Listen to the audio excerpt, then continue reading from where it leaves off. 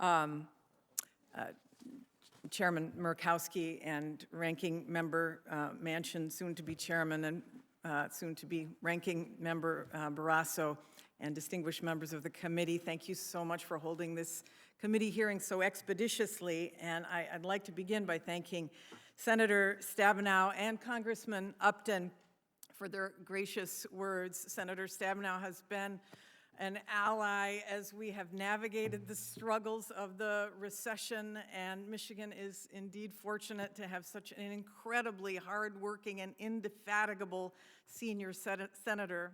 And Congressman Upton, thank you for your words of bipartisanship. I have thoroughly enjoyed working with you over the years, and here too, the people of West Michigan are lucky to have a man of Fred Upton's integrity and intelligence looking out for them. I introduced my husband, who I want to thank from the bottom of my heart for his love and support as I pursue public service again. Just a little about me. I was, as Senator Stabenow mentioned, I was brought to this country from Canada at 4 years old by parents seeking economic opportunity. And as I mentioned when I was nominated, my parents both only had high school degrees. My dad was born into dire poverty in a cabin with no running water in a rural part of Canada.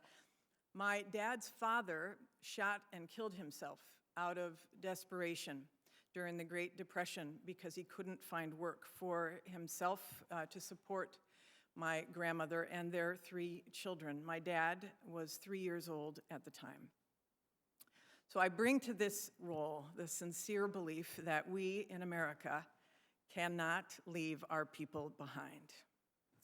I'd like to share a bit about the focus that I'll bring to the Department of Energy if I'm confirmed. I'll focus on, the DOE does a huge number of things, but I want to talk about 3 missions. First is the security of America through the National Nuclear Security Administration and the cleanup of that Cold War legacy, ensuring that we can protect our nation. Second, supporting the amazing scientific work that's being done at the DOE's 17 national laboratories and other facilities across the country, including on climate change and emissions reductions. And third, taking that research to scale, deploying it to create jobs for Americans. And it's that last point that I want to pause on for a moment, because I believe I was nominated by President Biden because I am obsessed with creating good-paying jobs in America. Having been the governor of Michigan when the automotive industry was on its knees, I understand what it's like to look into the eyes of men and women who have lost their jobs through no fault of their own. Michigan is a place where workers could have a house and 2 cars and enough left over to take their family on a vacation to a cottage on a lake up north, all because they had a good job in a factory. And then the bottom dropped out.